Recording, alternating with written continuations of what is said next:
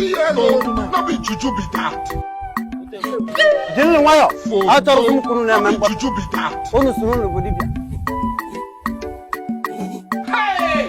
You be mumu. They say they 70 years old man. Arum na bo.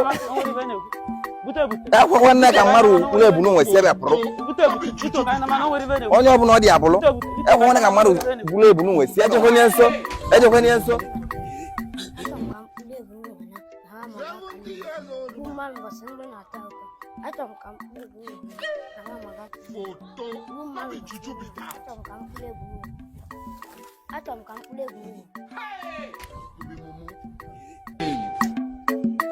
Seventy years old man.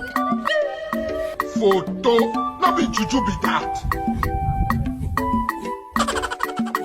Hey! Photo.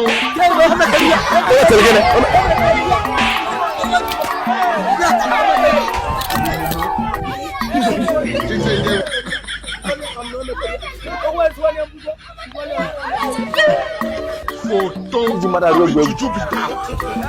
No.